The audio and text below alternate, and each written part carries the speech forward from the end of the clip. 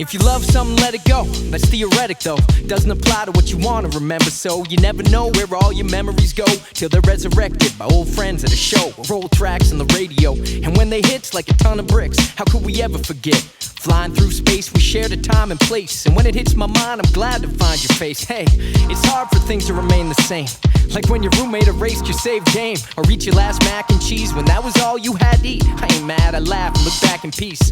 What happened to these peeps you used to see? They'll say they knew the you used to be, but truthfully, that person never went away. Been right here, you just gotta press play. Every track's a marker on the calendar, blasting past Targets and Gallagher, till we're gardening some Dahlia. We can barter in nostalgia, cause every track's a marker on the calendar, blasting past Targets and Gallagher, till we're gardening some Dahlia. It's keeping up with the Cardassians. Our voices are warmed up. Yeah, let's do this. We are ready, folks, and you will just have to wait and see why. You are in for a treat. You are in for a treat in a little bit. Welcome to Keeping Up with the Cardassians, a member of the Odd Pods Media Network. This is Nick. This is Rob. This is Joe. And we have 3 episodes to review today. Count them. 3 episodes. Why do we have 3, Nick? Because Joe doesn't know how to watch the episodes in the correct order. We got Ties of Blood and Water, Soldiers of the Empire, and Children of Time. This is like the only week we're going to do 3 at a time. Then we're going to go back to our 2. Blame me. We start off by just gabbing at the beginning, and then the second half, you fudged up. But second half, we'll review those episodes. But first, we're just here for you. We're here for you all. Yeah, we're here. We're here. Let's talk. What do you want to tell us? I'm talking to the people. Oh, are you listening for answers to I'm us? listening for answers. I don't think they're responding very well. Where's the crickets button? Yeah. Oh, I don't know. I lost it. Oh. Yeah, it's okay. It's okay. There it is. Oh, okay. good guess. Yeah. It was a guess. Stop! I'm serious. Stop! It won't stop. It won't. Stop pressing it. Yeah, because it just plays over and over again then. I know, but the buttons are also made so if you hit them and then hit them again, it stops the music. Obviously not. But if That's you what I hit it do. and hit it again and hit it again and again and again, then just That's a good point. Point remix. taken. Crickets remix. Remix. We're all about remixing songs. So, one of the things that I want you all to know who listen to our podcast is Nick is accepting suggestions. And I'm accepting suggestions for songs for Toy Time. And that's all I'm going to say. I've put it online. I've got some good suggestions. I had WAP. I had Enter Sandman. I think that's the only ones I got online, actually, now I think about it. So if you have other suggestions for Toy Time with Joe music, because if you know, last week was Mac the Knife. I did Toy Time with Joe to Mac the Knife. Classic. That's very classy. Yeah, it was. And I liked it. You know what? I could have mixed it a little bit better. I think the Mac the Knife music could have been up a little bit. My lyrics were a little softer. I mean, are we bringing in like a studio engineer and a sound recorder and a producer? Hey, we're going to do what we have to do, okay? Today, there's a very pleasant surprise, but that's all I'm going to say. I think at some point we need to put together a greatest hits of Toy Time with Joe songs. Oh, that's going to be great. That's going to be great. I still love my classic one. Yeah. Because that one's just made up on the fly. Yeah, But- that was interesting. But we'll see. The quality has gotten better They're improving. with each iteration. They're improving. We're getting To the there. point of absurdity this week. Oh, would you call that absurd? I would call it. No. Let's talk about it after it airs. Yeah, we'll talk about it later. So, anyways, we were talking before the show about what's happened in the last week because, as you know, we kind of like to catch up on what's going on in the news and pop culture and in life and all that good stuff. Where's that cricket button again? Yeah, there's not a lot. I mean, it's kind of a light week. They debuted some posters for the Batman. They released the Riddler theme from the Batman soundtrack, which Rob didn't like. Oh, indifferent. Totally indifferent. Oh, That gosh. was good. I liked it. I thought it was really good. And the posters I thought were better than the main poster we talked about last week. Oh, I agree. The individual posters with Batman, Catwoman, Riddler, and Penguin. Those were solid. Yeah, Really very nice. solid. Very solid. I wish they would have done something like that initially. Just scrap that poster with everybody on it and just release a variations of that character poster. Have you hit up Matt Reeves to see if he'll come on the show to promote his movie? He might be busy. I'm sure he's. Try it. All right. I'll send something out to Matt The Reeves. worst thing he could say is, "Fuck you." No. I guess, yeah. It's probably the worst thing you could say is that you get a lot of no responses, but there have been people who are like, not right now. I'm like, okay, Hey, I'll I'm trying to keep you. promote a movie right now. That's all I'm saying. Yeah. Yeah, I mean, I didn't settle for Robert Pattinson. Let's do it. you know, on I didn't the even settle for Batman himself. so on the intranets last night, I was perusing the Facebook, and a Facebook friend of mine said this about the new Batman movie. They said, I don't know. I'm ready for Batman to be campy again. I'm just not excited about the new Batman movie. No. And I was furious! I mean, I think the campy days were done after.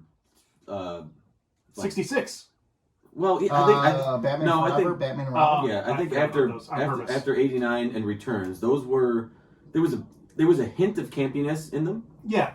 but they were still serious enough to be actual.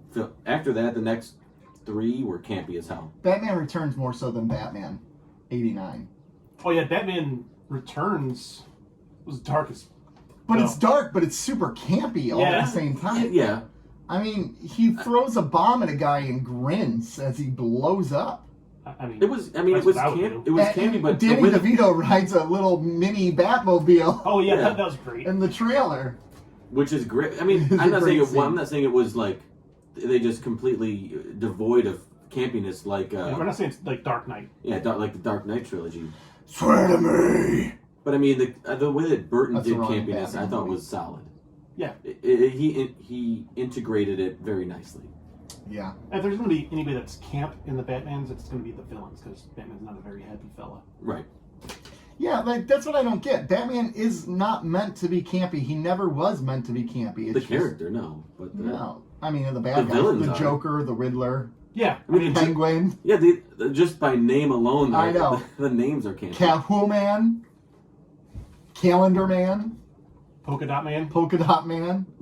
These are great villains, but They are. Calendar Man is actually pretty cool. The ventriloquist. That's a pretty good one. Yeah. Scarecrow. Poison Ivy. Yeah, I mean, yeah, they're all campy villains. which is fine. This will bring some levity to the story in the long run, but I mean, if you look at the Riddler, the way they're doing him now, man, Yeah. looking forward to that crap. I don't know that I don't see any campiness in this version. Of the Not at Riddler. all. No, I don't think we're getting that. And I'm okay with that. Jim Carrey's version of the Riddler was super campy, and Like the jacket, it keeps me safe when I'm jogging at night. You know I what? thought he was a great Riddler. I enjoyed yeah, him. I enjoyed that movie Tommy Lee Jones is terrible. as As Two-Face. Yeah, He tried to be the Joker. Yeah, he did. yeah. But Carrey was great as the Riddler. That was a perfect casting for the Riddler. Yes. At the perfect time And for Dr. Jim Carrey, Chase too. Meridian. That's the only time I've ever found Nicole Kidman attractive. I know. I remember watching Oh, that Days movie. of Thunder. Yes. Yes. Super hot in Days of Thunder. Yes, Queen. Yes. Yes, yes, girl. Yes, Let girl. me out of the cockhole. Let me out of the cock. Let me out of the car. All right. But there's some other stuff that happened this week. For instance, they announced they're doing a Scream 6. Yeah. Yeah. Scream 5 was very successful. Yeah. And Jackass Forever came out and has gotten great reviews. Do you guys like the Jackass guys? I do. I love the I Jackass do. guys. Never watched it. What? Never. I do. It's so... It seemed like they were a bunch of jackasses, so I never watched it. This guy. You've been hanging around with Nick too I long. think some of them were I think. But they are. But they seem a little bit different than they were. I mean, obviously, they've grown up. Steve-O has gotten clean and they've lost, Bam friends. Margera is out, right? Yeah. He got. But Ryan I've Dunham. always found it, as cheap entertainment. There's not a lot of depth there, but I can respect that. it's just funny, Yes. and I can't. It's like a guilty pleasure funny, Yeah. because they're. It's just stupid shit they do, but it's hilarious. And 20 years ago, that's shit that my friends and I were doing, like in our free time. We go do dumb crap, and we never filmed it, but it was like it's just the stupid shit you do, and you're like, let's see what we can get away with. Well, and that's what's so crazy about it is they're like Johnny Knoxville is 52 or something like that, Yeah. and he's doing this. Could you imagine at 52 doing the jackass stunts? Yeah. No. My body would break, and that's what they said. They're like, yeah, we had to go to the hospital a lot more this time than we ever did in the A lot past. more than usual. Can I tell you guys something? Underrated? Johnny Knoxville. He's handsome. Handsome fella. He is, and He he's is. better looking now that he's a silver fox. Yeah. I can't wait to go gray. I got no idea. I wouldn't know what that's like. I will never go gray, except for my my facial hair goes Yeah. gray. But no, Gray all over. he's Yeah, you are. he's aged well, and it's great to say that Steve-O has aged at all. Yeah, because no one thought he would live. No. I mean, the guy gets a tattoo of himself on his back. I mean, It's not even that stuff. It's just like all the drugs. the drugs and the substance abuse and the physical abuse he put his body through just because. Why not? Yeah. I mean, he probably pushed the limits to what the human body could take more than anybody that I can On that recall. show. Yeah. Not even on that show. Anybody that I can recall off the top of my head. I can't think of anybody that's put like everyone says Evel Knievel is like the ultimate daredevil person. I think Steve-O's the goat of like daredevil type stuff. Huh. Mount Rushmore. Some I Evil know. Knievel's. You know, I don't. Yeah, I guess so. Because Evel Knievel was a very he was in. He did a very specific sort of dangerous thing that always involved vehicles, right? Yeah. You know, Steve-O was like, yeah, I'm gonna have an alligator bite my. Yeah. You know, I like. Get bit by snake, like a poisonous snake, or Yeah. just shit that would kill an or like he's like the Keith Richards of slapstick comedy. Yeah, like he nothing's is. gonna kill this The guy. guy won't die. But you're right. Evel Knievel was more of a calculated risk type of guy. Yeah, and there was a lot of but there's still inherent risk in jumping a motorcycle over 60 school buses or whatever There's- it was. Oh yeah, Similar amount of risk. Yeah. yeah. But I mean, it's all most of that is like physics and math, and Launch if you can angles. if you can get the right speed, the right launch angle, you're gonna make it, unless something goes wrong, which is where the inherent risk comes in. And a lot could go wrong. A lot could go A wrong. A lot lot has gone wrong. Yeah. But yeah, have you either? Well, Rob had. Did you watch the new Jackass yet? I haven't yet. I haven't either. No, I haven't. Because that's not one I'll go in a theater and I see. wouldn't. Is it streaming yet, or is it theaters only right now? Ah, that's a great question. Because I know they're doing a lot of like theaters only for the first month or whatever, and then they're gonna release. Here we go. They like release it back to the streaming services, but Yeah, it says... My gosh, I hate when it takes forever just to get to the point. yeah. Because if it's streaming, I might watch it over. the It'll weekend. come to Paramount Plus, but there's been no announcement on when they will Okay. release it. Yeah, I'm not gonna go to the theater to see it, but I will watch it when it comes to streaming. Yeah.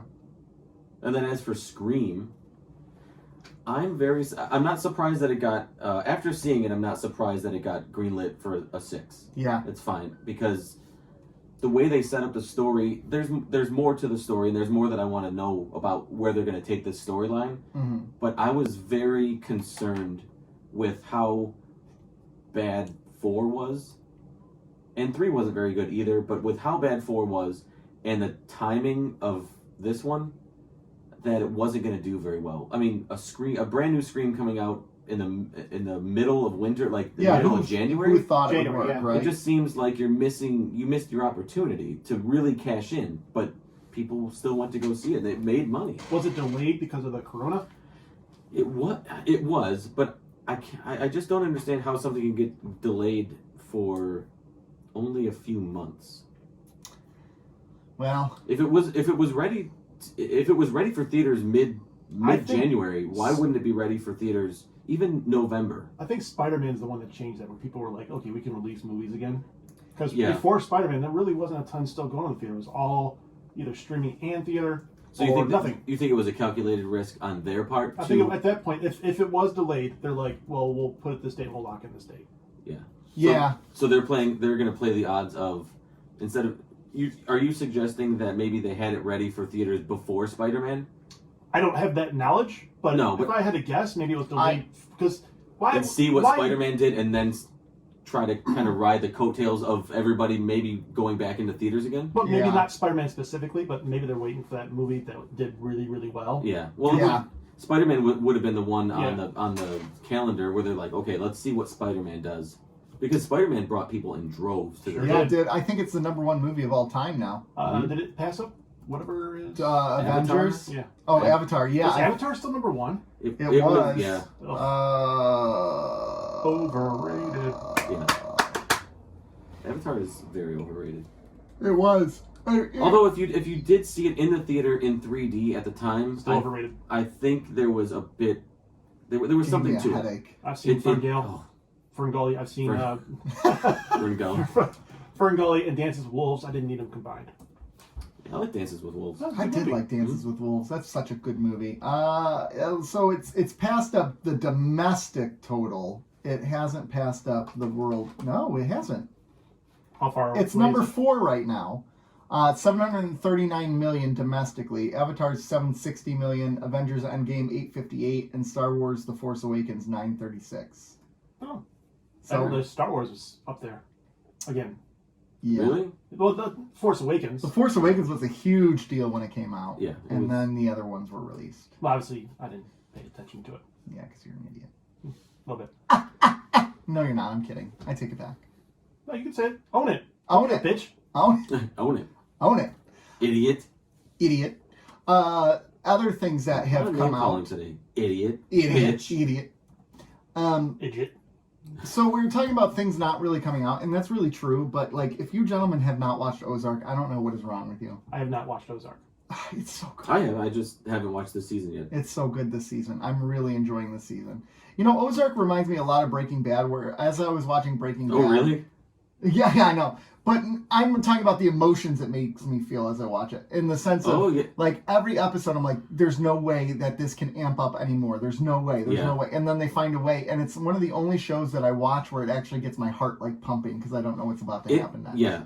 Breaking Bad and Ozark are very tense shows. Yeah. And they sustain the tension every episode.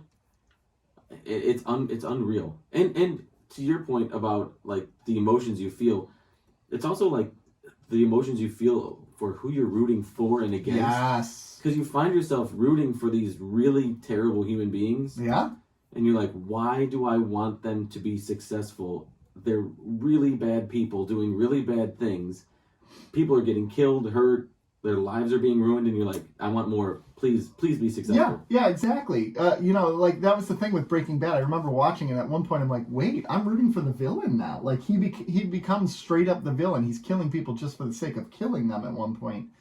And Which, I mean, what are you going to do? what are you gonna do? You know, in the crystal meth industry, you got to do what you got to do. Yeah. I mean, when I was in it, I killed a lot of people. I mean, go to the garage. it's a miracle you got out. It's a miracle I got out. Well, I mean that and the deal I cut with the FBI. Yeah.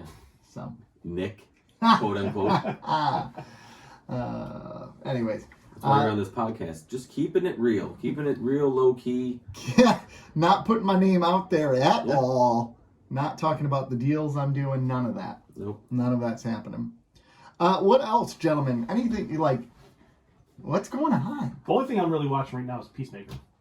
Peacemaker. That's the only thing, other than DS9, obviously. Yeah, Peacemaker is good. I It's still funny. haven't watched it. I really I like Cena more in Peacemaker than I did in Suicide Squad. Well, that's easy to do because there's more of them. Yeah, but I like that And he's they're got depth now. yes, that's what I'm saying. Like I like that they're kind of drawing this character out. Right. Hmm. Because it could have been very easy to be a one-note character, even with a series. Yeah. And they've definitely had a depth to him. Mm-hmm. And he's underrated. He is a funny dude. Yeah. He's really, really funny. Yeah.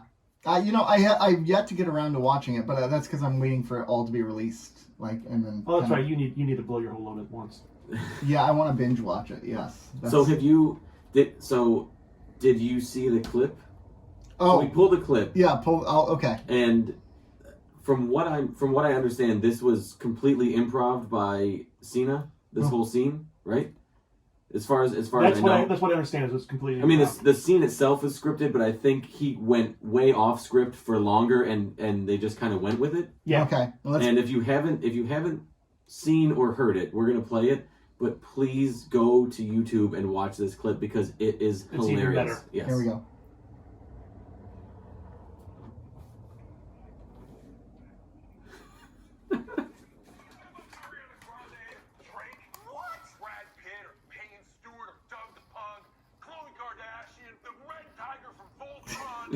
Robertson, Joe Montana, Joe Montana, Eddie Murphy, Michael Jordan, Michael B. Jordan. Yes, Eugene Levy, Eugene John Levy. Shut the fuck up and listen.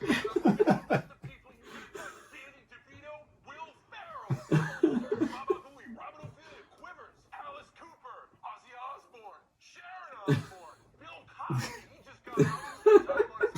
Amy Winehouse, dude, Amy Winehouse, fucking dead. Optimus Prime, Shipwreck, Cobra Commander. Shipwreck. From Riverdale. River. Alright, next time I fucking have to frame somebody, it'll be one of all those fucking thousands of people you just mentioned. Yeah, tell that to my cat. Peacemaker, shut the fuck up.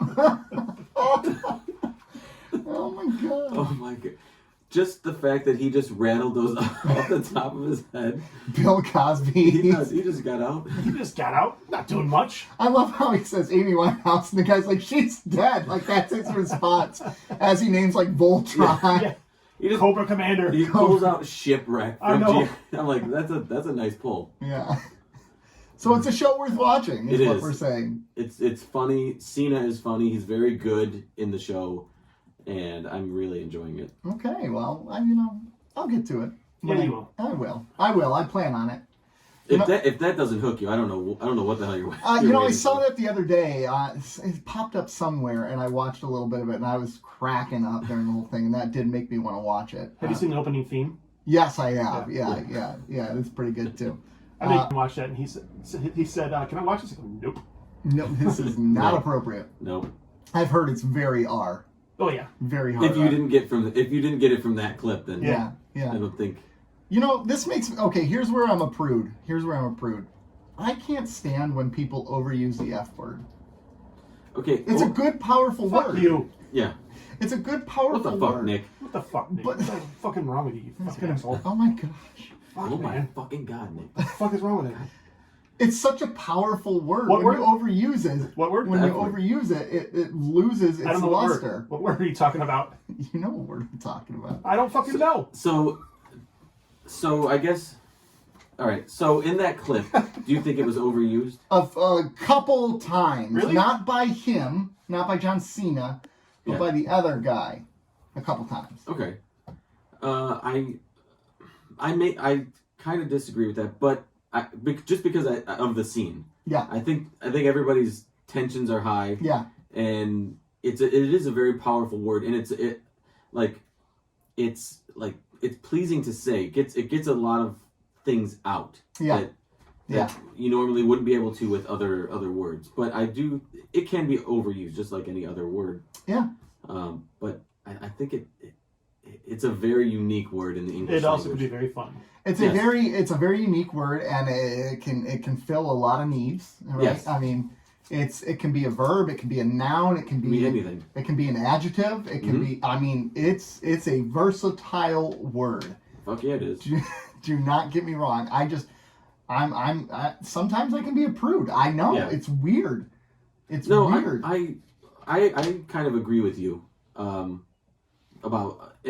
the same word too. Yeah. But I don't know. Usually it's not overused. Yeah. It's very rarely overused. It's all about context. It really It is about context. It's about situations like. Yeah. Like, for instance, when I listen to the Muck, it never bugs me on the Muck when Hillary goes on her rants. Hillary Oh, yeah. swears? Like a motherfucker. When she goes on her rants and goes nuts. Because it's coming from a place of it's passion. coming from a It's place passion. of passion. Yeah. And it's not just saying it to say it. It's the best word in that situation. Yeah, because she's passionate about what she's saying. She wants to get this message out, and it fits all the time. Yeah, exactly. But But I mean, there are other podcasts who use it, and it doesn't land well. it does not land well. No. I won't name them, but they're no longer members of our network.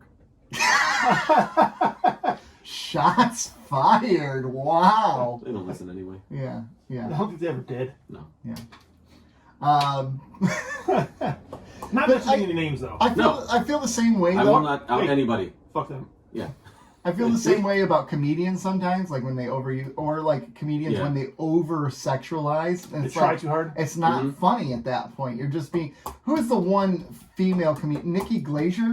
She does that a lot. Yeah, she's funny, but she is funny. She's really funny. But it's when she goes too far, like it's almost like she relies on the fact that people find it so shocking that a female would say these things. I think there is value.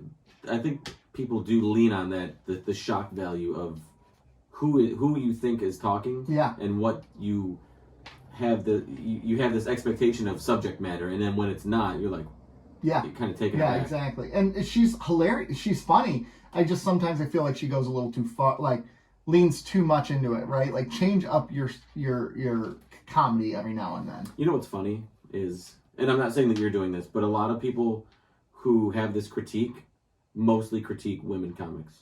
Oh, I would say the same. This is going to hurt your hearts, but Bill Burr, I feel that way about. He's not overly sexual. He's not sexual. No, he's not overly sexual, but like changing up his tech. Well, you know, he's got the softer. Yeah, What I will say about Bill Burr is his first couple specials are really good, and I think it's because he worked them out really well, right? Yeah. And he got into podcasting. He has Bill Burr's Monday Morning Podcast.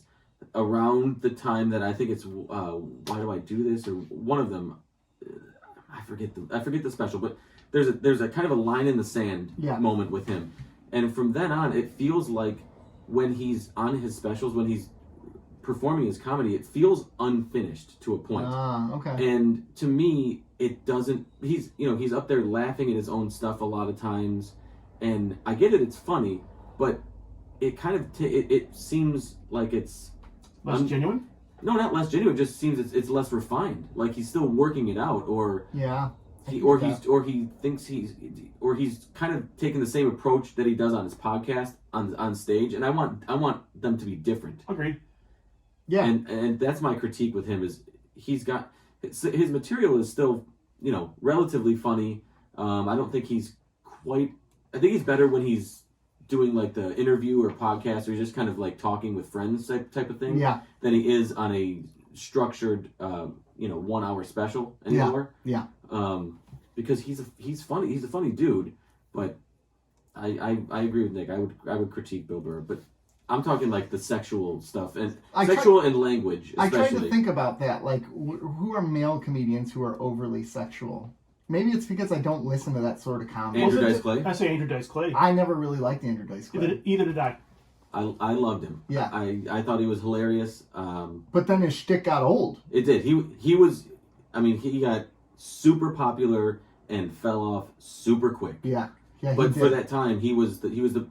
It's weird because he was one of the biggest performers, like music. He was one of the biggest performers in the country. Yeah. Yeah. He was huge. Isn't what's his name? Isn't Kevin Hart kind of like that too? Isn't he pretty dirty? No. No, So. I wouldn't say overtly. Okay. I mean, he does it does material on sex all the time, but it's never A focus. Yeah, or it's never like, oh, you went a bit long, or but he's a pretty genius when it comes to writing comedy. So here's the 15 best raunchiest comedians: Lenny Bruce. Yep, he's a classic. Richard Pryor. I never thought he was overtly. Either did I. George Carlin. No. Moms Mabley. Who? Red Fox. Red Fox is great. I mean, these are old timers. They're not. Moms Mabley's old. I think they're thinking that raunchy as in just of all time. Yeah. Vulgar. But a lot of these were, Pryor, Moms, Red Fox. These are in like the 60s, 70s. Yeah, so, none of these are recent. Bob Saget's on there. Bob Saget was... Gilbert Gottfried, Sarah Silverman, Chris Rock, Wanda Sykes, Roseanne Barr. See, I wouldn't classify any of these as raunchy. I wouldn't classify them... But not in the way that I think Nick is talking about. No, not in the way I'm talking about. I think Nick is talking more like overtly sexual. Just for the sake of it. Shock sex humor.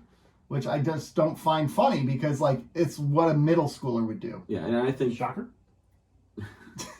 Speaking of... But, I think the number one is Andrew Dice Clay. Yeah, for sure. Okay. But that's... You brought up a good point. Would it have bugged me as much if it wasn't a man? And that's a great question. I don't know. Maybe it's just because I don't really pay attention to those male comedians and Nikki Glazer's the big name. So maybe that's why. I don't know. But I think it's a fair critique of hers. Yeah. Um, She's still funny. yeah, she's still hilarious. Have you seen her do roasts? Yes. They're great. She is great on She's roast. brutal. Yeah, she is. Those roasts are great. They need to do more of them because they are great. They're really good. They did one of Bob Saget. They I know. roasted Bob Saget. They roasted Justin Bieber. Will Shatner. Yep. Who was the one they did the roast of and like the guy was like not having it? Trump. Trump. What did he have one? Yeah, he had one.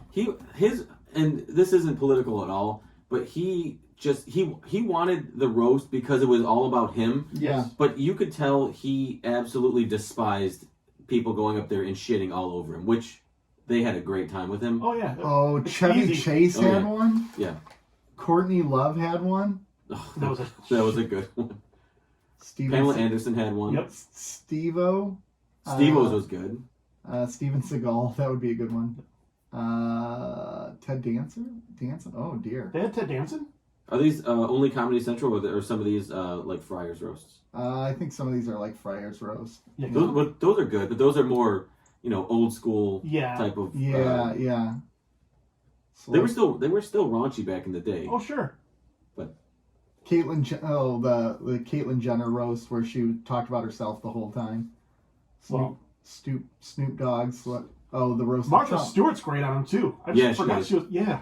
It's like her, Martha Stewart and Snoop Dogg are like a team now. Yeah. Anywhere they go together. Hey, They have shared interests, Hey, if you know what I mean. Yeah. Baking. Yeah, getting baked. Anyways, Yeah. shall we move on, gentlemen? Let's do it. Is it that time? It's that time. Let's It drop is. it. Drop that beat. Ladies and gentlemen, it is that time. Are you ready? They're not ready for this. Oh, you're ready. Here we go.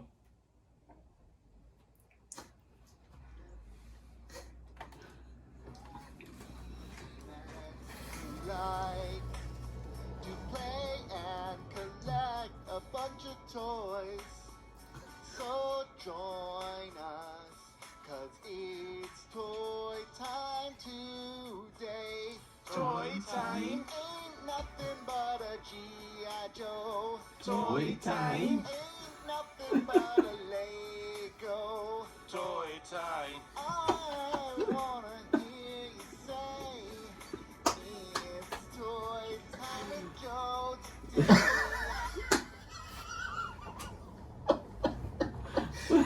It's better each time. I know. The amount of fun we had recording that was, it should be criminal. Yeah. It was good. We actually did 2 cuts too, Yeah, there is an outtake. and it will be on YouTube. We will, recording it we at will, some we point. will put it up for you, Oh folks. my god. And Instagram at least. That's the Toy Time with Joe theme that nobody asked for, but everybody Everybody wanted. wanted. They didn't know they wanted it until they got it. So what did you bring for us today, Joe? Oh my god. Well, congratulations, Kat. You just got a brand new Toy Time with Kat, Joe. you get the Toy Time with Joe music. Good job, Kat. So this week, Kat reached out to us on Patreon and said, would you take toy donations for Toy Time with Joe and open it on the air or feature it? Yeah. I said, yeah, send it out. So this week, I haven't opened it yet. It says, live long and prosper on the Nice. bag. Lop. Make it lop. Yeah. It's some lop. To the lop, Keeping lop. Up with the Cardassians podcast. Haven't opened it. I have no idea what's in here. Okay. She did request Klingon death metal if we could, but we That's didn't. right. I was going to work on that. But we're working on it. We are Yeah. working on a Klingon death metal version of Toy Time with Joe. We will make that happen. And other songs that you suggest, and plenty that you don't Yeah. suggest. Oh, yeah. At this point, it's just You know, a game for us. this today's suggestion was actually Rob's suggestion. He brought up Yes. I want it that way, and I was game. I was Yeah. game. I'm not gonna say no to that. No, every time that song comes on, everybody you don't change the channel and you sing it. Toy time. What? That Oh my did God. work though. You really pushed for that toy time there. I did. I thought because you got to change up all the lyrics. Yeah, you do. And it just fit perfectly, so why not use it? Yeah. I get you. So, Toy all time. right, but before Tell me before we open this, there is a bit of news-ish in the toy world, and that is toys for the Batman movie have started to hit shelves. Yeah. Various things from like Barbie looking figures that come just with the figure, not in like a pack. It's just it kind of looks like a Barbie, like a Yeah, How big are Barbies? Maybe 12-inch. 12-inch. Okay, so they're there. I know they have Batman and Catwoman. I don't know if they have any other ones of those. Down to like the little 5-inch. They have 4-inchers too. They have other size ones. Yep, and they have they have the collectible Mm-hmm. ones, the multiverse? decent, the multiverse ones, which I saw. I sent you guys a picture of the Riddler, which looked really nice. Yes. If they would have had Batman, I probably would have picked it up. Game over. Yeah. Mm-hmm. But I do like those ones, and I haven't picked up any multiverse toys. Either way. I don't know why. I haven't picked up any Legends either. So it's not like Marvel versus DC. It's not like I have a preference toy wise. Mm-hmm. They just haven't struck me as something I would like in my collection until I'm all in with the Batman. Yeah, really. get the Bat. I almost bought the Wonder Woman multiverse for WW84, Mm-hmm. but I didn't. Instead, I got that stupid one up there that was a lot more expensive. Yeah, that one's still cool though. So those Checking are out those. Raz Are, again. I mean, I can. I blame just them. thought they did really good detail work. Yeah, they did. All right, so we're gonna open this up. Make it happen. I don't know. That's the sound of ripping. There, it is a rip. What do we got? A Oh few my things god! Here we have a deep Star Trek Deep Space Nine yo-yo Oh my gosh! That's cool. with Quark on the. Nice. Squawk! Squawk! That's pretty awesome. That looks pretty cool. Oh my It's got all god. the emblems too. It's got the Bajoran. The Oh, Federation. wow. Oh wow. Uh-oh. It's going to be something related to who I think it is, isn't it? Uh-oh. Oh. It is. It is. That son of a bitch Gul Gold Dukat. Dukat. yeah. Oh. Which I don't. Do you have Gul Dukat? I don't. Neither do I. I thought it was. At first, I thought it was Garrick, but it's not. It's that. That's crazy. I almost Gold bought that Dukat. at the toy shop the other day. Gold Dukat? Yeah, I almost did. Not that one, but like one very similar. That's pretty cool. Oh my gosh. So thank you, Kat. This is awesome. And did we talk about how Playmates is coming out with these again? Yeah. Okay. Yep. And they've released some stills of what they're gonna look like too. They're more posable, if I remember. Yeah. And This is really cool. Thanks, Kat. This is awesome. I can't thank believe you very much. I love Hope you enjoyed your new song as much as we enjoy Gul Dukat, even though He's a son of a bitch. he is, and I still feel like a jerk for defending him like 3 weeks ago. And now he's completely turned the corner, complete garbage person. I wonder if on here on the bottom of here it says if you want additional yo-yo strings, 10 strings for $1. I wonder if we wrote to them and sent them $1, would we get yo-yo strings? I'm gonna try it. Are you? Yep. Mail I've never tried it before because I mean, there's all these these old toys would have fan club stuff. Send in for this, send in for This that. is from '93 too. I'm gonna send something to the. I need new yo-yo strings. Spectra Star. Nothing pops up for them, so so good luck with that. I'll figure it out. And Yuma, Arizona. 310 to Yuma. I'll take the 310 to Yuma and get my yo-yo strings. There you go. Make it happen. Did you ever see that Let's- movie? Yeah, 310 to Yuma. Yeah. Yeah, with Christian Bale. Yeah. It Yeah, was good. Good, real good movie. I love Christian Bale. Any movie with Christian Bale, I will watch. I will watch it. Can I pose a question to the podcast? Yes. My son is 15. My oldest son is 15. Okay. He asked me if he could watch American Psycho. Feed me the cat. No. No. He Don't did it just anyway. stare I at said him. no. I said no. Don't just stare at it. Eat it. I said no. It's And a dark movie. it is a dark movie. It's probably one of the few movies that's not porn that I would say no to for that age. I think part of it is at Very- that age you don't really get what they're critiquing. You don't get the humor Yeah. of it. You don't. Right. You But know. it is a very shocking film. Oh, it sure is. They made a second one with Mila Kunis. They did? They Oh, did. they did. They did. That's right. I do remember that. Direct to DVD. Yeah. Yeah. It was not good. I mean, it's a great movie. It's a fantastic movie, but I mean, he did what a 15-year-old's gonna do. Ask me and then go do it anyway. Do it anyways. Well, I mean, at least as a dad, you're like, no. Yeah, I said no. You're not really. Kids are gonna go behind their backs. Yeah. But yeah. But when you find out, then you get to punish them. Yeah, you do. The I think- Punisher.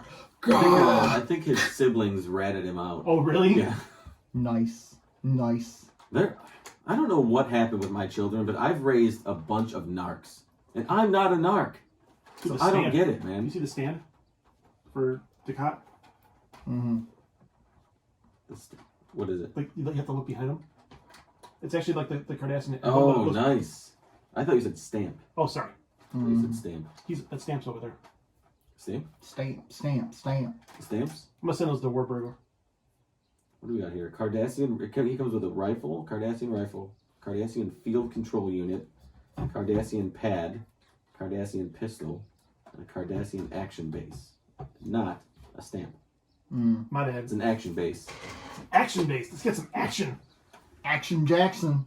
I liked when they did this. The info cards. The dossiers. Yeah. The dossiers. Dossier. G.I. Joe did it. Do you know Ninja Turtles did it. Larry Hama wrote all those. The comic book Legend. and that. Legend. Yes. Very cool. Hey, what do you think about going to a commercial break? I think Let's it's do it. time. All right, let's do it. We'll be right back, guys. Hear this promo from Big 10 Plus 4. Bye.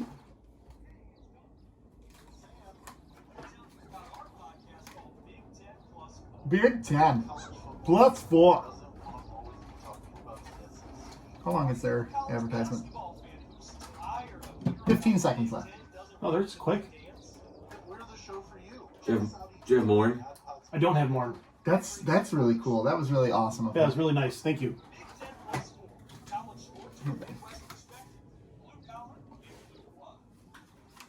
Big 10 Plus 4.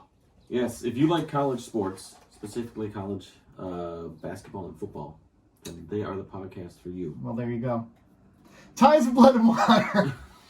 Going into it. Ties of Blood and Water. Gamor is at Deep Space Nine. Gamor, if you recall, he was the man who thought Kira was actually his daughter, who was a double agent.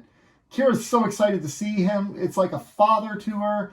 She loves Gamor. She wants Gamor to be a part of the new Cardassian government that she's trying to form. He said, no way. I'm dying, girl. And it's sad because he's dying, but he asked Kira to be with him while he dies. And part of the tradition of Cardassians is as they die, they share all their secrets with their family.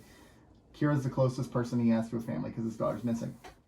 So as this is happening, Gul Dukat shows up. They want Gamor because Gamor has all this information that they don't want getting out. All of it. And he's like, give them to me. And they're like, no. And then he goes, well, fine. Guess what? He was part of a massacre. And Kira's like, oh, snap. And it caused her to flash back to when her father died and how instead of being with her father when he died, she stormed off in vengeance and killed a bunch of Cardassians. Meanwhile, she starts avoiding Gamor because she's upset with him. Then she realizes she was just avoiding it. She can't hold it against him. He was a kid. She's with him when he dies. And it's really sad, so she stays with him till the end. Dukat wants his body back, says, his dying words were that he supported the Dominion in true propaganda fashion. And he says no. And Kira takes his body and buries him on Bajor next to her father. The end. Okay. What's the next episode? Next episode is Soldiers of Fortune. Okay. Oh, Soldiers of the I don't Empire. think I watched this one. Frankie Love Songs. No, I didn't watch this one. Shut your face. Kidding. Okay, so as you know, folks, we had to go out of order because Joe. No, you guys fudged up. No, No, we did not. No, No. we did not. No, we did I'm not. still blaming Netflix. Blame Netflix. Hashtag blame Netflix. Yeah, hashtag blame Netflix. Blame Canada. I like it. Do it. Make it happen. So, good, solid episode because it finishes the story of Gamor with Kira, and I really like that. I did also like how... So when Kira left Gamor at the end of that one episode, you never felt like they were ever going to communicate again. And here, it seems like they've kept up. Yeah. Quite a bit. Like I think it was the keeping up was more one-sided. I think she was keeping up with that Cardassian. No, he was keeping up with her because he knew Yeah. about Shakar and all that. Yeah. But I think she kept maybe communication. But when the Klingons went there, I'm gonna guess it was kind of hard to keep up. Dude, I never got the impression that she kept up communications with him. So you She think that's- idolized him a lot, though. So you don't not contact somebody and not have that. To me, at least me, if I'm out of contact with somebody, I don't feel that close to them. So this is the follow-up to that one episode. What was that? I can't remember the name of that episode. How long was she with him? Second Second skin. skin. How long do you think she was actually Look with at me. him? Come on. Nice. You should go on that Jeopardy thing tomorrow. Like, do you No. think it was a couple months? I think it was at least a few weeks. Okay. Because Wait, that could the explain. time between second skin and this no. episode? Second skin itself. No, the episode. Oh, how her like, time with the him. timeline. Okay. Yeah. Yeah, probably a couple. Because I weeks. think that could also impact the relationship she had with him, especially because towards the end, for a minute there, she started to think, well, maybe I am his daughter. Yeah. Now that I've had a couple weeks to step away from this episode, though, I really enjoyed it, but I don't know if is there a significant amount to talk about in this one. I mean, the biggest thing is Kira and her avoidance of death, right? Well, she's propaganda. But like, it's interesting how Kira has killed so many people, right? Hundreds, if not. She just wants everybody to forget that part. Right. And yet, She wants to forget that part. She wants it to be not a thing. Right. And for better or worse, she has yet to take ownership of her involvement in that. still to this day, yeah. And she's still playing the hypocrite role. Yeah. And I just don't understand. I mean, we're 5 years in to this character development, and but I know that it's still fresh.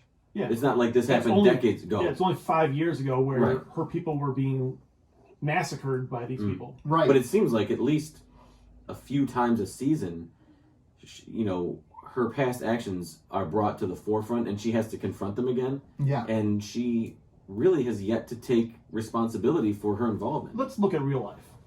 That's very feasible. Yeah, but we're talking about in supposedly idealistic That's vision. the Federation. That's not That's true. Bajor. Yeah, that's very true. Well, The reason they put this show on Bajor is so they could have the flawed characters and get away from Gene Roddenberry's utopia vision. Yeah, That's why you've said that before because you were saying that there wasn't a lot of character conflict in the Next Generation because of that. they weren't allowed to have conflict. They weren't allowed. Humans weren't allowed to have conflict with each other. So, Somebody spread that word now. oh man, that'd be nice. That would be pretty awesome. Little dull though. I'll at this point I'll take Dull Take over, Dull? over whatever the hell we're doing right now. One thing to talk about though is Wei Yun is back, Yes. Yeah, he was. and when he drank the Kanar, Yeah, that was come great. on, that was great. That was great. Nick just seems disinterested again. Yeah. No, I'm reading more about that episode because, the more I think about this episode, the more I guess I didn't like it as much as I thought I did. I don't know, because now you're revisionist.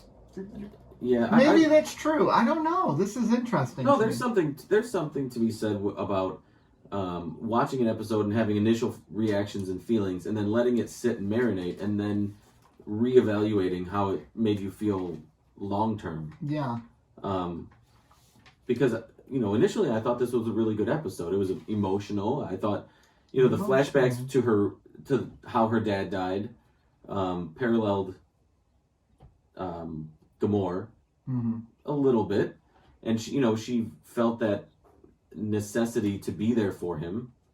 I enjoyed that part of it. Mm-hmm. I don't know. It was good. Mm-hmm.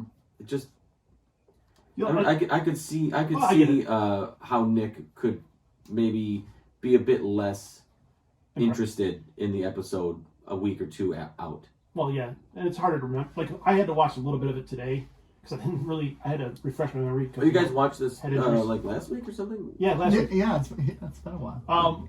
So I watched the ending again real quick, where she was talking about as he was dying. Yeah. Yeah. Have you guys ever been with somebody? I imagine you probably have, but been with somebody as they died? Mm-hmm. It's I a have. trip, dude. It's- And she was recounting how many breaths they would take, Mhm. and I'm like, that's tough. Because I was next to my grandfather. Like he had in-home hospice care, and I was there like at the very end, and it was rough. It was. I can recall exactly how he breathed. You know, I can. The look on their face. Yep, the look. I can recall everybody else being, everybody that was around. It was just, it was surreal. Yeah, and that's a good way to put it. I was with my grandmother when she died, and they took her off, the assistants, and I was with somebody at his house performing CPR on him who died. And it's just a trip, man. I don't remember, because a lot of people think they don't want to be with somebody when they die because they don't want that to be their last memory of them. Yeah. It's not my last memory of them, of anybody, like, including my grandmother, but it's when your brain triggers that memory, it's like, oh, you get that, ugh. Yeah. Mm-hmm. Yeah. Yeah. So, like, her reflecting on, 100, 200, 300 breaths as he fought to die, that's what I went back to. Well, and this is what is so fascinating. I go back to Kira killing so many people, yet she's still scared to be there in the final moments of people that she was close with, right? And this goes back maybe to her father. Well, it faces reality, too. Yeah, and it's real, right? And it's one thing to shoot someone from far away, or it's one thing to shoot someone who's an enemy, but if it's someone you love and know, to think about all their experiences, all their memories, like ceasing to exist in that moment where they take their first breath, that's a weird thought. Yeah. I think Kira has issues confronting her emotions. I think that's shit. I think that's what it boils down to. Yes. Oh, And- yeah. And she will go to great lengths to avoid having to confront them. Well, yeah, I mean, if you think about it, she's killed a bunch of people. She's probably not happy about it. And then watching someone die would be some kind of reminder of that. Right. And to face that would be a tough thing no matter what. And I just put myself in her shoes, and I'd probably do the same thing. Avoid it at all costs. Avoid those last minutes at all costs. Yeah, I don't think I would. I am a. This reminded me a little bit of Tuesdays with Morrie. Did either of you ever read that book? Yeah. And about confronting your emotions and allowing yourself to feel your emotions, but not letting them control you or last for very long. She just doesn't do any of that. That book really changed the way, or not changed, but it was very impactful in the way that I process emotionally. I allow myself to feel things, and then I let myself process them, feel them, and then I try to move on. Yeah. I try not to dwell in certain emotions because you'll end up existing there. Nice. So I think, and that's really easy to do too. It is. Yeah. Especially if it's something traumatic, like the death of a friend or a family member, or she basically lost two fathers. Right. Yeah. So it could be very easy to get stuck in the emotion of all that, and I could absolutely understand wanting to avoid that. Yeah. Made me think of a possible Patreon episode. Yeah. So No, tease it. So you're on your deathbed, right? Mhm. And you have to divulge all of your secrets Oh yeah. to your family members. What are your secrets? Do Oh you my My God. do you divulge at that point? Yeah. What do you care? You're gonna be dead. It's tradition. Do you want them to think of you that way? I'll be dead. Well, when I Fuck give 'em, you a list of people I've murdered, I'm thinking his secrets are more like state secrets, like this, Yeah. Oh, it's all which is state why secrets. the Federation wants the information. yeah. And he knows that, which is that was an interesting part. Like, there was part of it, like, it's a tradition with Cardassians to do that, but he also knows that this information is going to be used against Gul Dukat and against them. It's not like a typical passing down of secrets. Right. He wants to be used against his enemies, which is Dukat and the Dominion at this point. I love him standing his ground even against Wayun and Gul Dukat. Like, I'm not, you can't get me back. You've partnered with them. Like, we're done. We're done here. Like, that's the line that was too far for him. There was no way. Even his own daughter, teasing his own daughter for him. Dick move, by the way. Was surely dead, right? Yeah. Surely dead. That's Dukat bullshit. Yeah, to get him back. And then I can't believe I defended that bastard. Oh, yeah, he's changed. He's a good guy. He's still a douche. And we're like, idiot. Yep. He's a goal. Dummy. Through and through. Anything else on this, or should we move on to Soldiers of... I wanted to mention the scene where they asked him why he wasn't Leggett. Oh. Yeah.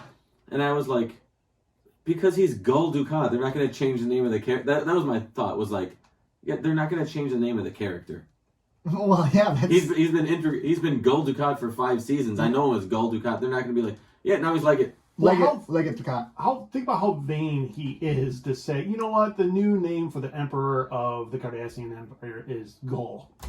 Because I just like that name. Yeah. I mean, strictly speaking name, Gul Dukat sounds good. It does. It sounds better than Leggett. Yeah. It rolls off the tongue. Legate, Ducate, Ducate. Are they French? There's more Italian. Yeah, that is more Oh, sorry. It's more nothing. Sorry, the accent was terrible, so I couldn't figure it out. You're terrible. Yeah. So, Soldiers of the Empire. Look, you skipped an episode.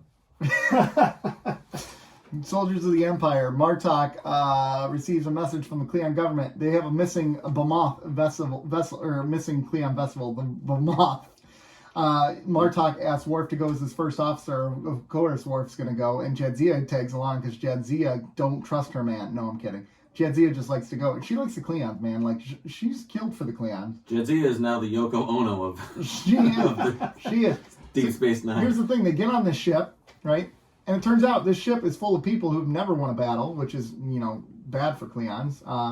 They kind of start almost a little bit of a mutiny, and Worf is like, Martok, bro, we gotta fight. And Martok wouldn't. He's traumatized. He's got some PTSD from that camp. He doesn't know what to do. He's scared or whatever. Finally, Worf challenges him for command, but he's not really challenging him for command. He's trying to get Martok to step up. Trying to get his mojo back. He does. Martok gets his mojo back. They go and they rescue the crew, and And they party. Yeah, they get a win. They get the blood wine. they get that blood wine. I think they should have named this episode "How Martok Got His Groove Back." I was just thinking the same thing. Yeah, right. A solid episode that deals with the trauma of what they experienced. Like, the guy lost his eye. He was in that camp for a year. Years. Yeah. Or at least a year. Which that camp actually didn't seem that bad, minus, the fighting pits. But, I don't want to stay there. But, like... I'd visit. Yeah, I go Just for a round or two. Yeah, exactly. Just go in there, fight a little bit, and... Get our ass kicked. Yeah, exactly. No, I'll be whooping ass. And taking names. So, Maybe. do you Who am I think... fighting? Jem'Hadar? Jem'Hadar. I could take a Jem'Hadar. I'll just pull out their Ketracel tube. Yeah. Well, Ooh. they can live off of it.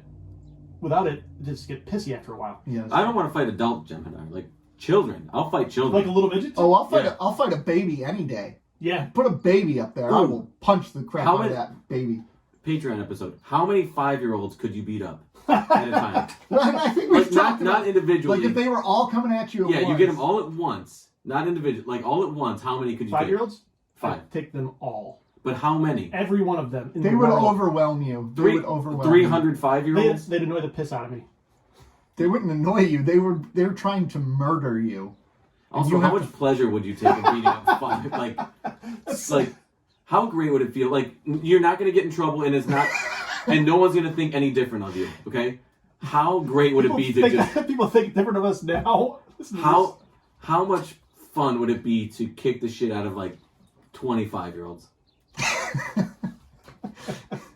Just to feel good about yourself after. This is yourself? alternate universe where there's no stigma. This is mirror universe. The mirror universe where the 5-year-olds are evil. Like, no one likes children. Yep, and there's no stigma. like no stigma attached to it. You're not going to look down upon. No one's going to be like, that guy beat up children.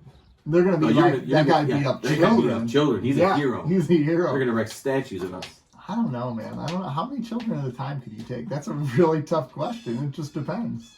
Stay tuned on Patreon. Because have you ever had children, like, when they grab on your leg and you're trying to walk? Yeah, you gotta like kick them up. Like, They get you. Like, 2 children. yeah, but if you took one good swing, you could probably knock out maybe 4 or 5 at a time. Imagine if you were like a kicker for the NFL, and how far you could kick a kid. Oh yeah, I mean you just take like one side kick to the chest, and they're gonna Hold on. drop like Have you- flies. Have you thought about this? I'm thinking of it on the fly now, but like everything is so much more impactful. Literally. Yeah, it's not like hitting an adult. Like, Well, and their bodies are like And balloons because their bones aren't. and really, here's the formed. fun part: you could pick Here's them the fun up, part. and throw one on top of a group of others. Yeah. You could Like a bad movie. Yeah. Yeah. like zombies almost. That's kind of what I'm thinking of, like a zombie invasion, right? And you're just plowing. Yeah, Zombie- except, okay. except they're hopped up on pixie sticks in Yeah. YouTube. They've done lines of pixie sticks. Oh yeah. Oh gosh, Oh, that'd be fun. that'd be fun. It'd be no. I wonder if Quark has a hollow suite where you could just. I'm use sure he stuff. does. So, anyways, about this episode, why would they choose Worf as a first officer when Worf has no house and he has no honor with the Klingons? It's not like he has their respect. Well, he does have Martok's respect He because. has Martok's respect. Well, that's why he chose him. Yeah, he's a leader. But the rest of the crew would not have any respect for this. Here's the man. thing. It's a The bad crew- first officer. That crew Yeah. sucks. That crew did So suck. what does it matter? They were already defeated, so what did they care at that Yeah, point, probably? they're like apathetic to the whole And thing. they have no honor, I guess, right? Well, they feel like they have no honor because They're getting their butts never, kicked. they've lost, what was it, like 60 or something? Yeah, like 20 battles or whatever in a row. Yeah. So I could see them. And they're like, still alive, which is not a good thing for Klingons. No, Yeah, that's true. losing all this.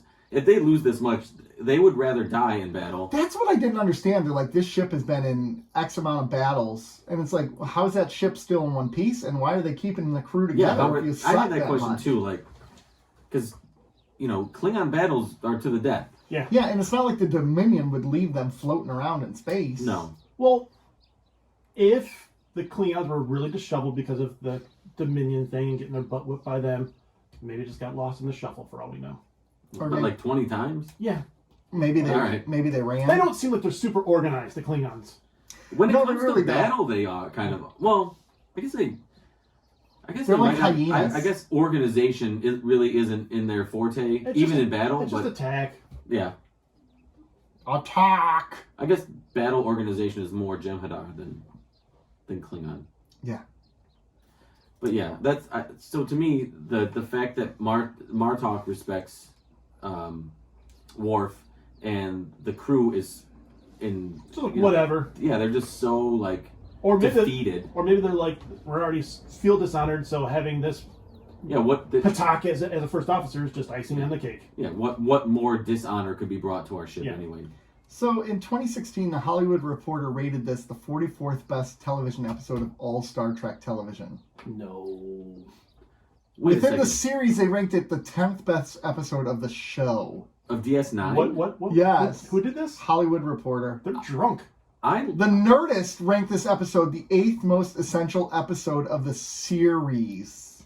I get why they can have some love for it, because it's a whole episode on a Klingon ship, which is kind of cool. I But like it's not that good. I don't think it's like they're like I like Dax's interplay with Worf there, like their goodbye, like Yeah. I do not like goodbyes. And she's like, okay, Yeah. and then she's just tagging along with Yeah. him. Oh, by the way, I'm going on a leave with you too. I mean, Because Cisco's like, whatever. Whatever. what would make this essential?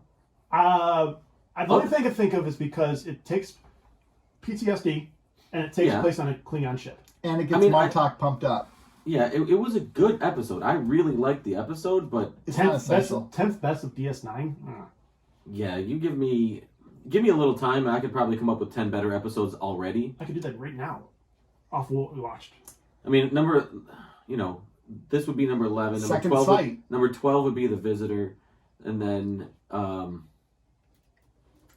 you didn't hear it. I heard it. I ignored you. Because talk about kicking people. Yeah. No, I don't know. I liked it. It was a very good episode. But Very good as I don't far as I know. would go. Very good is what I would agree with you. And I did like that it was on a Klingon ship, which I thought was Yeah. unique. And you could see some of the way that's supposed to run. You know what I did like about it is it restored some honor to Worf. I agree. Yes, because he got Which to I join think- the house at the Yes, end. which Yes. which I think was wearing on him, kind of feeling lost personally. Yeah, like of he's, course. Yeah. you know, he doesn't feel right on the station. He feels drawn. You know, he feels like he's supposed to be loyal to the Federation, but then also to Klingon culture, and he's kind of being cast aside by the Klingons, and Yes. I feel like it kind of gave him a bit more purpose on the Klingon side. So I think that hopefully, and we've said this before, hopefully they will send Worf in a trajectory that is a bit more confident, Yes. because he did seem like he was lacking a bit of like that Klingon arrogance, and maybe not having a house or feeling like he was exiled in some way took away from that. Going back to last episode, just reminded me of something that there was a little interchange between who is Dax and Worf, Yeah. where Worf says, "Kira, friends with a Klingon," and he's like creeped out by him, and then Dax says something along the lines of, "Should have met her 5 years ago. I didn't think she'd be friends with anybody." Yeah, I remember that. And it was nice the way it kind of show how she had grown. Her growth. Yeah, Yeah. that's a good point. A little bit. She still has a ways to go. Well, she has a ways to go, but I would be friends with Kira now. now, yeah. I wouldn't have been friends with her at the beginning of the series. I wanted to punch her all the time. She was angry at everyone. Yeah, but she's softened up a little bit. Quite a bit. I think quite a bit. She went on the Hollow Suite with Dax. That's a lot. That was you, Yeah. bro. Was it? That was you, bro. I don't know what you did, but that was you. Sorry. So she's So, yeah, I guess she isn't so rough around the edges anymore. Rough. Just the way your mother likes it, Trebek. I was thinking the same. That was. So at the end of this episode, where he takes off the House of Mog Yeah. Yeah. emblem, I was thinking about that. Would you be so quick to do that though? That's your dad. That's the House of Mog you've been saying forever, and just to replace that with the House of Martok. But it's different. It's different Yeah. because that's. I don't know. I think it's different because your whole identity is based around if you're recognized as a house. So you want to pass up your identity of being House of Mog. His whole identity was based around being in a house. His house no longer existed. They wiped it from memory. Yeah, so it It didn't basically- exist. He's a nobody. he's a nothing, It just and he's wearing something that reminds him and everybody who sees it that he has no place. I hear what you're saying, and I understand it. No, And I you actually don't. agree. But would you be so quick just to completely remove your history? Yes, if I were Worf, I would, because Put it underneath or something. he's even taught. You know, they've done multiple episodes that I dealt have no house. that dealt with him saying that, and Klingons telling him he has no house and that he's not recognized and all. So, I think we've seen before how important it is for that character, Yeah. and I think I'd be very quick to oh, you're going to recognize me? I have a place now. Yes, I'll take it. Okay. I think it looks like it's a quick decision, but this is probably something that's been weighing on his mind for a long time. Like, if I had the opportunity, would I do this, right? And once that opportunity comes, he just takes it. So I don't think it's as quick as, do you want this? Yes. Like, I think in his head he's been thinking, well, if something ever happened where I had the opportunity to be part of another House of Honor, would I take that house? It's also brought up a big question I have, which is blood wine. Is it more wine or is it more alcohol? What do you think? Because it seems like it's a good party favor. Yeah. Which I don't view Are you- wine as. And I Wait. want to try this. I don't What? like wine. Doesn't. What do you mean party favorites? It's a sipper. Like when you are at a party, what are you gonna have? Wine? No, you're gonna drink alcohol or beer. Maybe, but I mean, if you're going to a house party, the A house party nice with gesture- Klingons, you're gonna drink wine. blood wine, yeah. Blood wine, it's different. I think blood wine would be the equivalent of like maybe whiskey. So it's Something more like that. alcohol. I could see I that. would- yeah. I I could mean, see if you were to say what alcohol that's available now would Klingons drink Mhm. present day, Probably whiskey. Right? I mean, that's We need legit blood wine made now. I know someone There- has done it. People have made it. I want to try it. But I don't want wine. Because I hate wine. Is anybody else hearing the bird? Yeah, Yeah. yeah. The bird. Okay. Meow, meow. That Meow, bird- Oh my god, That it was bird's an asshole. very distracting. Meow, meow. Fly south, bird. Get the fuck Meow, out of here. meow. There's snow on the ground, They're bro. coming back, man. Yeah. It's February now. No, tell him to beat it. Beat it, bird. Beat it. Beat it. There we go. Oh, Ah! just killed Night Viper. Night Viper fell on the soundboard. Night Oh, Viper, gosh. Don't touch the soundboard. Soundboard. For the love of God, we're an hour and 10 into this. I don't want to lose this. I don't want to miss a thing. All right, Oh. let's move on to the next episode, gentlemen. One more episode we got here. Children of Children of Time. The Defiant is investigating a planet which has an unusual energy barrier, and Dax is like, bro, let's go check it out. And they're like, nah. And Dax is like, bro, please. So they go. They go to there, and then they meet the descendants of the stranded Defiant crew. 200 years in the past, the Defiant had crashed on that planet, and now what was once 48 people was now a planet of 8,000, which I got a lot of questions about all the inbreeding occurring. So anyways, this happens. You think Adam and Eve? And it turns out, Major Kira dies in that crash. Oh, not good. And then Odo shows up. Odo from 200 years in the future. Odo's different, man. He's evolved. He's chill. He loves Kira, and he openly admits it right away. What he's wanted to say all this time, he finally tells her. He says, "I was in love with you." And here's the thing. Defiant crew wants to leave. And originally they thought they had a solution where they get to leave and the planet survives. Nope. Doesn't work that way.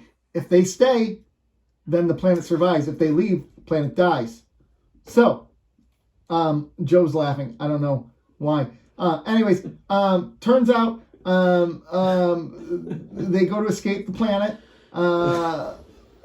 They decide that they're going to stay in the past, but the future Odo sabotages the ship, so they make it out. So it wipes out all the lives of the people on the planet. And then younger Odo finally comes and talks to Kira and says, "I merged with older Odo, and I know you know." And He's like, fuck. and then that's the episode. Okay.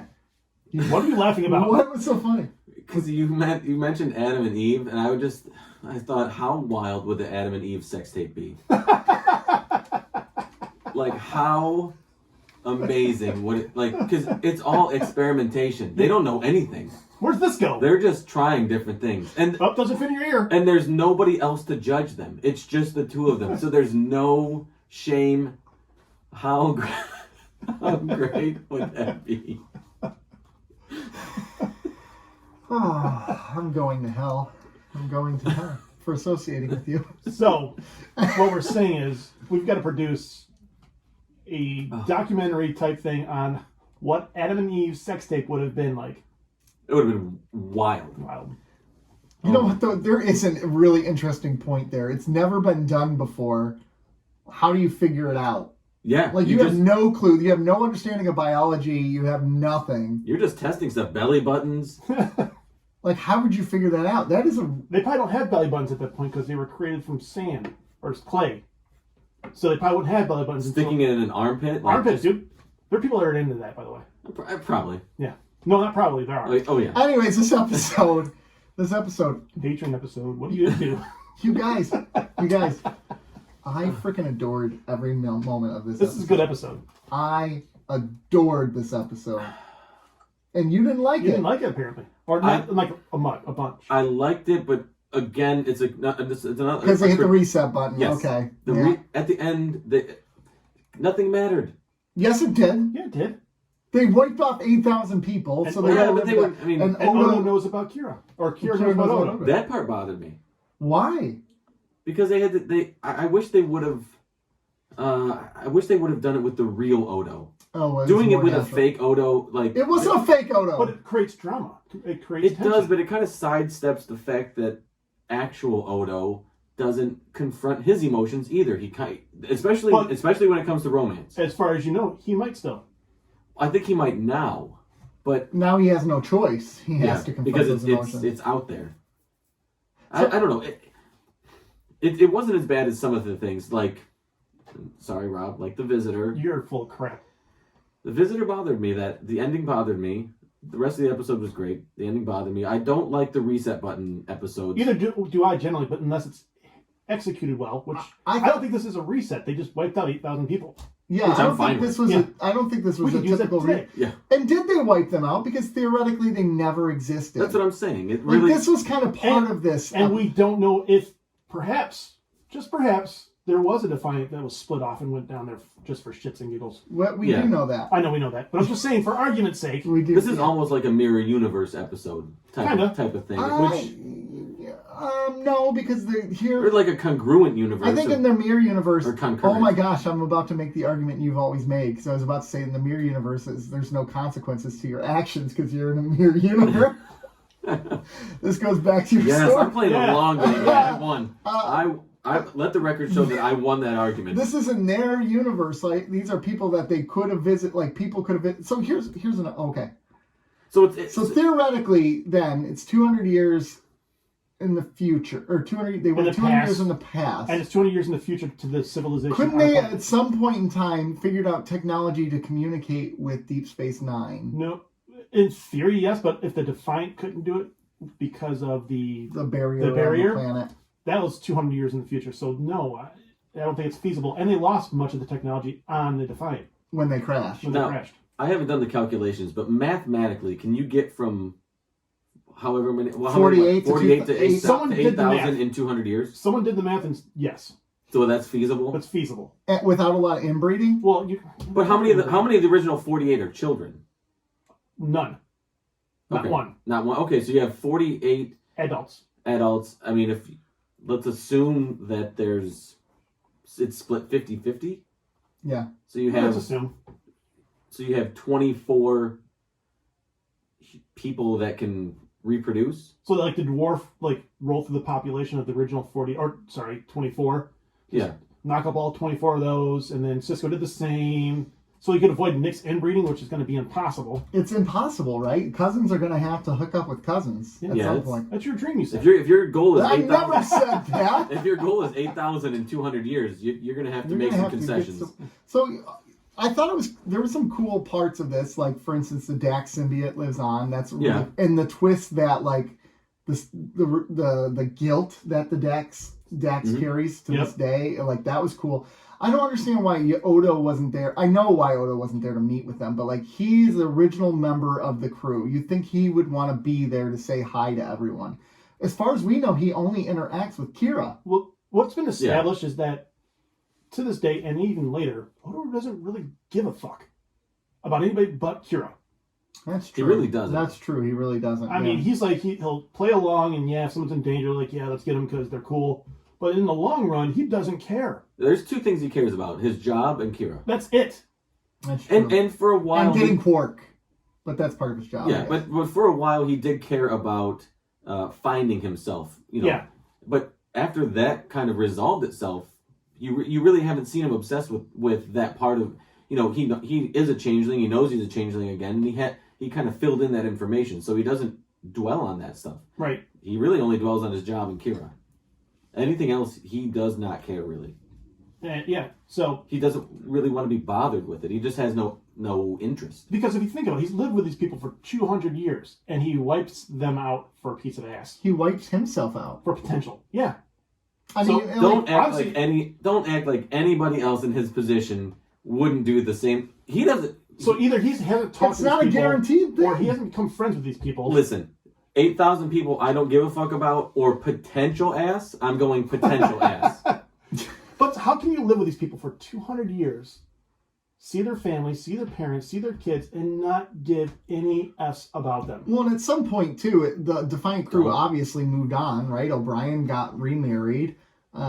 Cisco had lots of babies, too. I mean, Mhm. And we know Cisco has an affinity, or not Cisco, sorry, Odo has an affinity for kids, so he's watched all these kids, Yeah. probably hung out with them, probably did his little dreidel thing, and then watched them die, Watch more kids, hung out with them. Think about that. Think about the trauma of that. Watching kids die and like. And all the way, he's like 200 years in the future. Here's gonna be here. Now think of this. But he could also say, I can stop all these kids from dying because they just won't exist ever. Yeah, and to your point, that's actually a good point because they're dead. I've watched these people die. These people are going to die. I can just stop all this before it happens. Now I can return things to right. Would he would die too then, right? Yeah.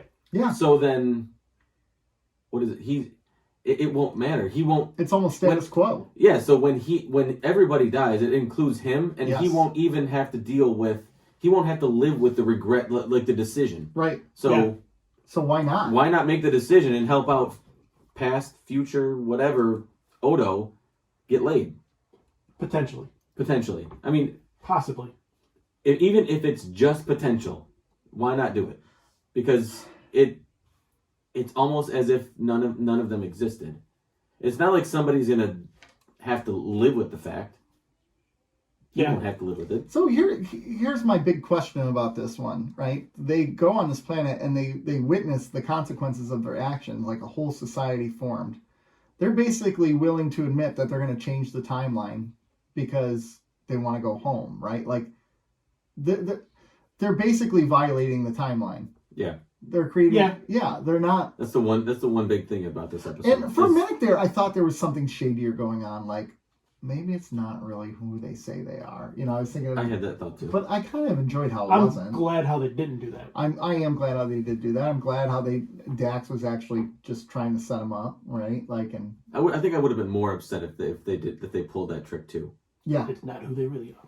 Yeah, they're it's not who they really are, and it doesn't matter. It's the Dominion. It's a 1-2 punch. Yeah, but I thought the Dax spin about giving them the false sensor readings and all that was pretty good. Mm-hmm. Yeah, I had forgotten that and caught me by surprise. I'm like, I didn't remember that. I love. After they get back, Bashir's like, "Hey, apparently I ended up hooking up with this person. I'm gonna go start that right now." Yeah. Right. Yeah, that's what I'm talking about. Use the information to your advantage. Hey, we had a kid in this alternate timeline. Let's make it the main timeline. Yeah. Like what was the episode where he was in the elevator and he had to like go bang his grandma or something? Oh yeah, the Trials and Tribulations. Yeah. Wouldn't that be kind of weird? Think about like what Cisco did. The first thing he did was go visit his great grandchildren, right? Like, think about how kind of cool that would be to be able to time travel in the future and like hold a great times 10 grandchild and to see if you can recognize yourself in that kid at all, right? That would be kind of cool to do that. I don't recognize myself in my current kids. Yeah. Unfortunately, bad news for you. They aren't. Dead air. I know. Dead air. Oh, I knew it. Ah! Do you ever see that? Have you ever seen that episode of It's Always Sunny in Philadelphia? No. They start a podcast. And no, I haven't seen that one. I'll check it out. Danny DeVito's like, dead air, because none of them talk and they don't know what the hell they're doing. And oh my god, I love that show. How about one of the Klingons looking like the old school TOS Klingons? Right. Yes. I thought that was cool. I thought that was cool too. That was a good throwback because they've merged with humans at some point and Trills. Yeah, and I liked how like the Trill, whatever his name was, the new Dax. Yeah. How a lot of his spots had faded because through generations and generations, it's been more diluted. Yeah. Yeah, and I thought that was a nice little touch. Yeah. And that scene at the end where the Klingons joined them to help farming, and the music they used. That was a cool. That was a really good execution. This is the next battle they have to fight. Yeah. The battle against the sun or whatever. Battle against time. Battle against time. Yeah. It was montage-esque. It was montage-esque, but it was executed really well. No. I don't say that in a bad way. It gave me montage feelings. We're gonna need a montage. Oh, it just gave me the feels, all right. I like this episode. I liked it a lot. I liked it a lot. Because you're the best. Around. All right, let's rate some episodes, gentlemen. Before we do that, best montage. Mount Rushmore. No. That's Karate Kid. Karate Kid's got to be one. Never saw it. I don't know. I think Rocky 1 is pretty damn good. Never seen it. No, I'm kidding. I've seen Rocky 1. How did you avoid Karate Kid and Rocky? No, I saw Rocky. One or the other, okay. I mean, to me, the ultimate is Rocky 1, where he's... Team America. Team America's got to be up there. I'm Where sorry. he, you know, It's he- great. Well, yeah, but it's a spoof. So, It's a montage. but it is a montage. It is a montage. But as far as Oh, actual ones, Dirty Dancing has a montage where they're learning the dance. yeah, that's a good one. Top 10 best movie montages I looked up. The Karate Kid is number 10. What? Number 9, they have Creed. Dirty Dancing is 8. Yeah. Bloodsport is 7. Yes, Bloodsport is a great one. Not better than Karate Kid. The Godfather no. is 6. Mulan is 5. Oh, let's get down to business to defeat. That's pretty good. Rocky 3 is number 4. Footloose is number 3. Rocky is number 2. Number 1, Rocky 4. What? Yeah, where he's training in Siberia. Yes, that's a and he's great got the one. the beard, the full-on beard. Oh my god, I love. You know, just the juxtaposition of Ivan Drago is like a machine. They got him hooked up to the latest shit. He just And like, then he he's does a- using old school. And then he's lifting logs and running in the snow. And, oh, what a great montage. Yeah. I'm gonna need a montage. Let's rate the episode. I think I go Rocky 1 over that one, but I go Rocky 1, Rocky 4, Karate Kid. You I know, go Karate Kid 3. you know what's the best montage of all time? The beginning of Up. No, that is really good. That's a good montage. Yeah, but it's really sad. It is. It's really. I mean, Disney's known for sad, but that was like, That was execution at its best. yeah. Oh. That's a good point with Up. Bravo, Nick. Thank you. Sometimes I think he pulled it from the internet. No, I didn't. Yeah, he probably I did. I did. All right. Ties of Blood and Water. Let's rate these bad boys. Let's do it. Oh, all right. Doing it right. There you go. That's a song. That's a LL Cool J. Yeah. For the beginning of the episode, you said a raunchy song. There's yeah. a very raunchy song. Yeah, it is. That's a raunchy video too. Yeah, it is. It's a good video. So is the song. That's a good video. Wicked Game? Is that No, the one you're going I with? was thinking of let me see if I can find it. Have you ever seen the Wicked Game video? No. Oh my, Rob, have you? Chris Isaac, Wicked Game? No. 3-6 Mafia has ass and titties. Yeah. I feel dirty for What was saying that? Nick, I didn't hear it. Sorry. Yeah. I had my headphones off. You need soap and water. Soap and water. I still don't know which song you're talking about, Nick. Deal with it. Ties of Blood and Water. Moving on. I'm going to give this a 7. Nice. 7. I did 6. I did 6.5. Look at us. Look at us, gentlemen. Look at us. All right. All right, Ferengi love songs. Soldiers of the Empire. I'm going to give Ferengi love songs a 6.5. I did What'd you- 5.5. I gave it a 6. Yep. All right. Children of... no. Soldiers of the Empire. 6. I'm gonna go 8. Nice. Wow! Yeah, it was a very good episode. Very, very good. I'm doing 6 right now, but I'm going to earmark to go to 6.5. I'm not sure yet. Wow, I can't believe you guys went so low on this episode. I'm going to do 6.5, I think. Don't let him talk you into anything you don't want to do. It's your body. It's your choice. No, it's my body, and that's what I want. He did not does what I tell him consent to do. your rating. He's already given me consent up front, Oh, yeah. And in the back. so we're good. Children of Time, y'all. No, Nick gets to go first on Yeah. this one. Okay. Oh. Look, why don't you go first? No. You never. Oh. 9. Nice. What? I loved it. I loved my this That was God. really good, too. I That is love this offensive. episode. That is offensive as hell. The moral implications of what they're doing is incredible. They We wiped can out a say- whole And you can see it on their faces at the end when they get through the barrier. Yeah, they knew what they 7.5. did. I'll do 7.5 as well. What? Yeah. This is a 9. No way. I enjoy this more than The Visitor. Hey, I can get behind that. I enjoy this more than The I Visitor. hate both of you. I enjoyed it more than The Visitor. But there was one episode. No, I didn't enjoy this more than The Visitor. No way. Mhm. I have issues You cried with during The Visitor. Yeah. You cried. I did. Yeah. Totally did. Babies. No, I'm just kidding. It is a sad. It Doesn't mean I don't enjoy it. It doesn't mean like, I would. You know what I would like to do? I think I want to go back and rewatch The Visitor again. no, because Can I now watch it with you? Sure. we'll watch it I just- together. And the whole time Louise watching his face for his reaction. With my knife right next to him. This is good, wasn't it? I'm like, For oh your my god. awful take before. You enjoyed this. And Actually, like, give me it was an this- awful take, it just wasn't very good. I mean, I think it was perfect, but that's just me. All right, so Gentlemen, we made it Patreon, through- tell us about that. Patreon's great. People send us stuff. I know, that's really cool. Yeah, I mean, we've gotten really good feedback about the show through Patreon. We've gotten great It's feedback. the only place we about- get feedback about the show. Well, we get feedback on Twitter sometimes, on Instagram a little bit. Mm-hmm. I think so, right? No, not really. Well, there's feedback on what you post on Instagram. That's true. But yeah, I mean, what we put on Patreon, I think, is a great supplement to what you get here, and probably more. You get to know us better. You get to know us better. It's not all Star Trek. It's not all pop It's culture. none of it's Star None of Trek. it's Star Trek so far. No. But yeah, we get a lot of feedback. We get gifts. We've gotten cookies, baked goods, toys. It's been great. Yeah. And we're slowly but surely reaching our goal of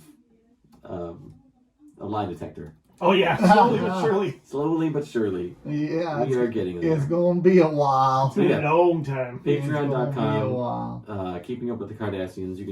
You can do $2, $5, or $10, and the top two tiers you'll get exclusive content, and the top tier you'll get a chance to talk with us live for an hour and a half, whatever. We tend to ramble, Yeah. So if you couldn't tell. we have one coming up with our top two.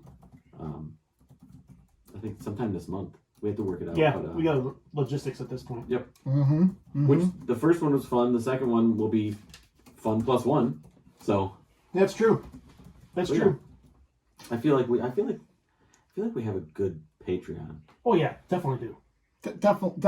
Definitely do. Our we four do- are great. Definitely I reached out to Marv to get his address so we could send him his love letter. Okay. That one's a bit harder because he's overseas. The other three are domestic, so Yeah. But we'll send him a love letter. We'll kiss it and seal it shut. I'll spray my cologne on there so it smells Will like you? me. Sure. Oh, nice. If he wants. Yeah. I don't care. I'll rub it across my body. There you go. There you go.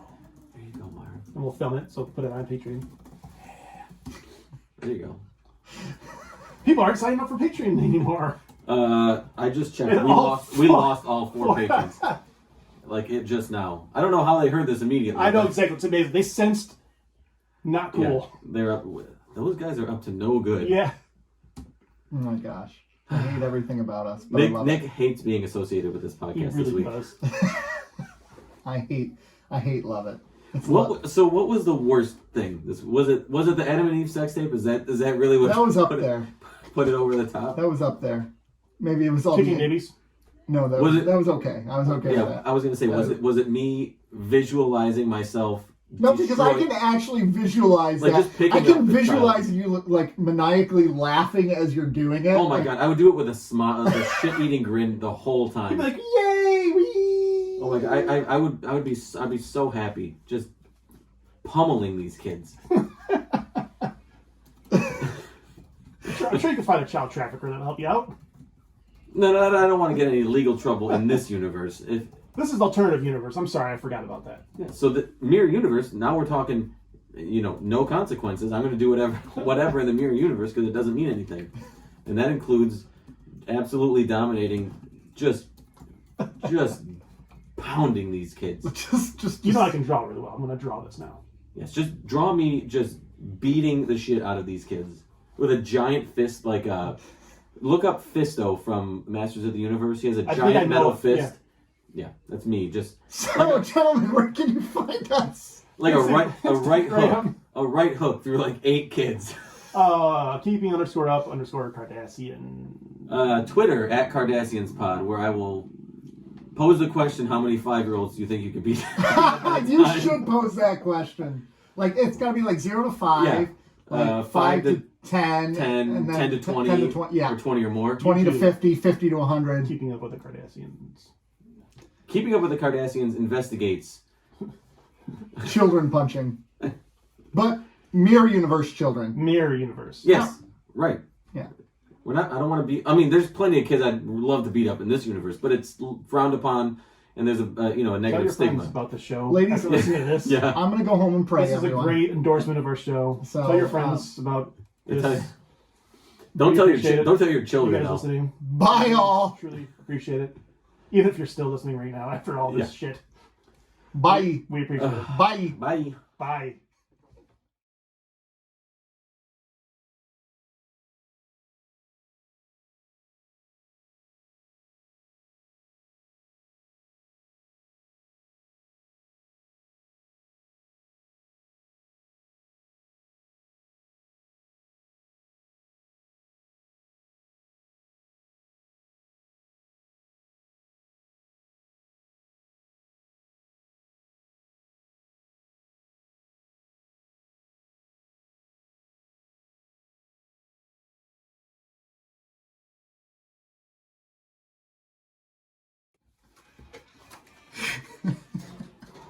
I just can visualize you punching, like kicking. I actually can, like just launching them. Oh, I couldn't stop laughing about the Adam and Eve thing when you said that, and then It just was you were stuck like, in your you know head. what they were doing. Yeah. And I was like, well, yeah, we all know what they were doing. I'm But trying then to figure that shit out. But then I was thinking, like, they're trying to figure it out. Yeah. Yeah. They're trying to figure it out, and the sex tape would be hilarious. It would be great. It is a really interesting thing. But the thing is, like, nobody's there to judge them. It's just those two, so you're free and clear of any inhibitions. And they wouldn't even be embarrassed because they don't even know like They what to wouldn't be even- embarrassed about. Yeah. Embarrassment They're isn't even naked, really really. a It's thing. not a thing. It doesn't exist. And they didn't It's all until they experimental. sin. So they're really just doing it to find their pleasure. Because if embarrassment doesn't exist, pleasure doesn't. They don't really know what pleasure is anyway. So it's all going to feel interesting. It's like the first time like she accidentally brushes up against him. He's like, "Oh, let's do that again." Yeah. Interesting. These are Adam and Eve sex tape. with good old Mr. Joe. Yes, it's time to listen to the Toy Time Show.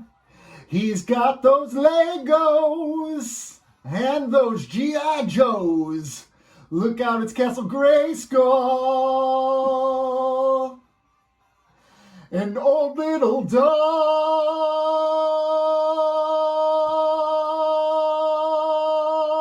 dolls. Look out, it's Toy Time with Joe. Well, that's I'll already... slam you on the table. Well, make sure the mics are off. No, I want to hear it again. I want to hear the moans again. Fair enough. But what I'm into, I'm into. Hey, you do you. Ready? And me. And you. I love how sexually... But we are 3 men who like to play and collect a bunch of toys. So join us because it's toy time today. Toy time. Ain't nothing but a G.I. Joe. Toy time. Ain't nothing but a Lego. Toy time. I wanna hear you say it's toy time with Joe today. It's so bad. This is so bad, it's good. All right, let me turn down the audio a little bit on this bad.